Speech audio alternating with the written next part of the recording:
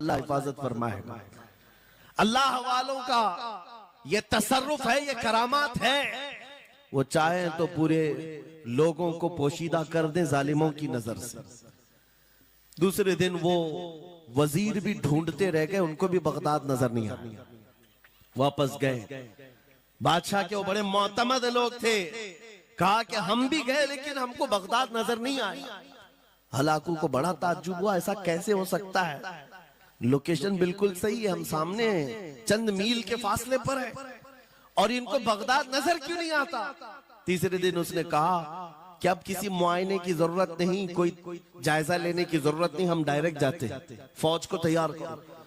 पूरी फौज को लेकर के जब तैयार होकर वो बगदाद के सरहद पर आकर खड़ा हो गया, उसकी जंग का बिगल बजा और तबाही के आवाजें आने लगी, तो आज लोग फिर दौड़ते हुए हजरत मोहम्मद जाम के पास आए और उनसे रो रो कर गिड़गिड़ाने लगे, कहा आज तो आफत आ गई, बड़ी बला आ गई। तवज्जो से सुनना मेरे अजीजों, आज आप अगर ना बचाएं तो सब तबाह हो जाएंगे, बर्बाद हो जाएंगे।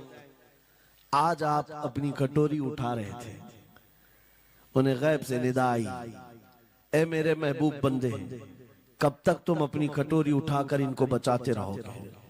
इनको मोहलत दी गई थी अपने अमाल दुरुस्त करने की, ना इन्होंने तौबा किया ना अपने अमाल दुरुस्त किए, इनको इनके हाल पर छोड़ दो। अल्लाह के वलियों को हुक्म होता है अल्लाह का, अब इन्हें न बचाया जाए तो जाहिर सी बात है वो हुक्म इलाही के पाबंद है। उन्होंने वो कटोरी छोड़ दी। फिर हलाकू दाखिल हुआ बगदाद में और ऐसी तबाही मचाई थी कि पूरे बगदाद की सड़कों में सिर्फ खून ही खून था, तबाह बर्बाद कर दिया, ईंट से ईंट बजा डाली।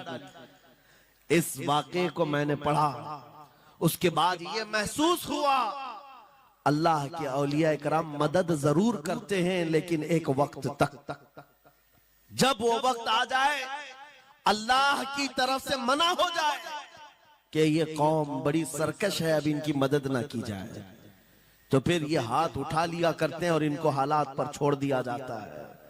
अजीज़ान गिरामी वक़ार, औलिया कामिलीन की करामतों पर भौंकने वालों से भी मैं यही कहूंगा, वो चाहे तो पल भर में हालात हमारे बदल दें, चाहे तो जमीन को उलट पलट दें, लेकिन वो अल्लाह के हुक्म के पाबंद होते हैं।